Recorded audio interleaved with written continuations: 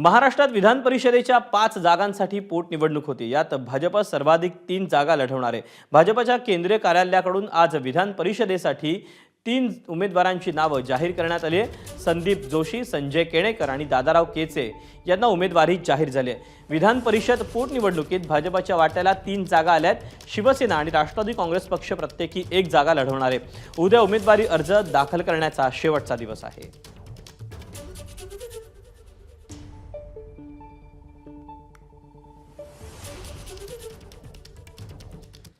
दरम्यान उमेदवारी जाहीर झाल्यानंतर संदीप जोशी आणि दादाराव केचेंची प्रतिक्रिया आली आहे, आपण पाहूया।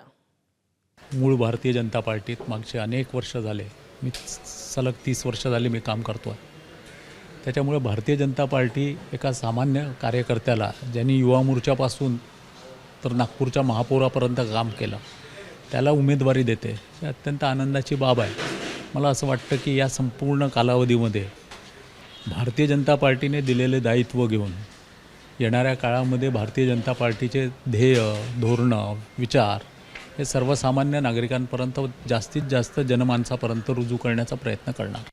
खऱ्या अर्थानं जनतेसाठी केलेला लढा आज माननीय मुख्यमंत्री देवेंद्रजी फडणवीस यांनी या छोट्याशा कार्यकर्त्याला, जो सर्वसाधारण समाजामधून जन्म घेतलेला कार्यकर्ता आहे आणि त्यामुळे त्याच्या कार्यकर्त्याला विधान परिषदेवर उमेदवारी देऊन हा सर्वसाधारण समाजाचा, सर्वसाधारण कार्यकर्त्याचा सन्मान केला। पुढील कालखंड विधान परिषदच्या माध्यमातून येणाऱ्या विधानसभा असो, लोकसभा असो, जिल्हा परिषद असो, पंचायत समिती असो, नगरपालिका असो की पंचायत असो, ह्या सर्व निवडणुका एकतर्फी कशा निवडून आणता येईल या पद्धतीने निश्चितपणाने मी काम उभं करेल।